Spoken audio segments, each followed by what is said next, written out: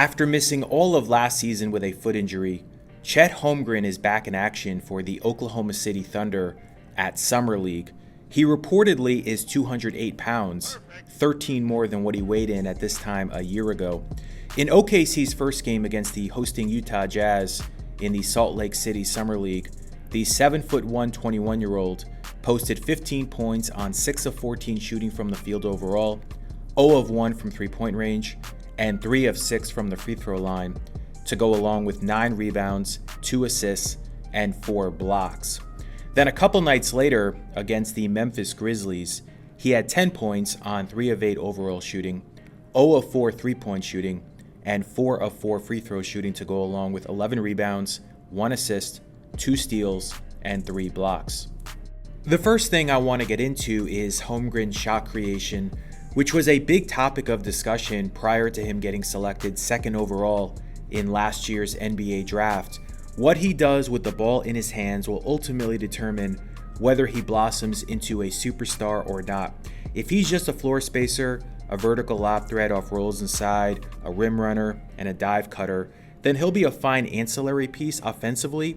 But if he can create shots for himself and others as a half-court initiator, then he'll skyrocket into a higher tier. Let's first look at the good things he's done. As you can see here, he has a very nice shot fake, nifty footwork, and a smooth touch using either hand as he weaves around defensive obstruction. This play drew a lot of oohs and ahs as he shows great poise and uses his variety pack of moves to navigate toward the basket. Even here, although he missed the dunk, he protected the ball nicely on his aggressive drive. Ball protection is something that could be a problem for him though. He doesn't have the tightest handles and he lacks blow-by speed, so there are times the pressure gets to him and he gets stripped. A couple times he seemed to get a little antsy to make a move toward the basket and got called for the travel or simply coughed the ball up.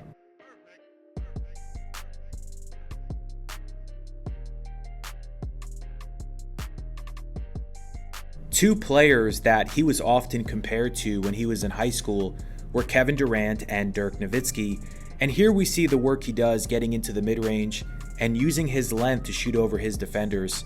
If he makes these shots consistently in the NBA, then that will obviously be a game changer. Right now, he's definitely raw in this category.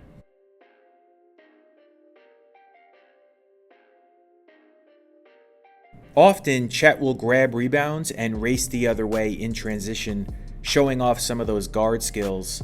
Here he initiates the contact on his attack.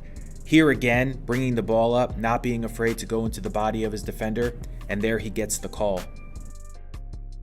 While he missed all 5 of his three-point attempts through his first 2 Summer League games this year, it's widely believed he will be a very good outside shooter long-term. Playing with Shai Gilgeous-Alexander, who's one of the best at getting into the paint, Holmgren will have plenty of opportunity when it comes to spray-out threes. He has a good nose for the ball and uses those long arms well for offensive putbacks.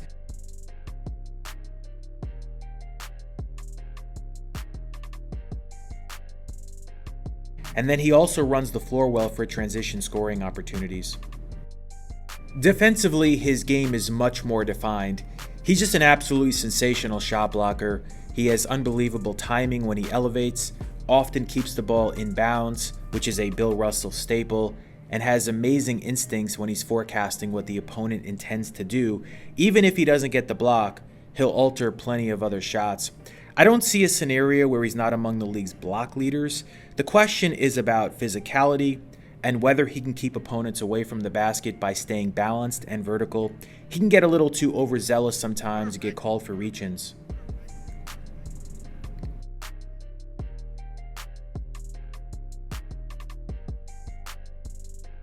He had several deflections in his first 2 games in Salt Lake City, again showing great instincts and using his supreme length to disrupt the flow of action on defense.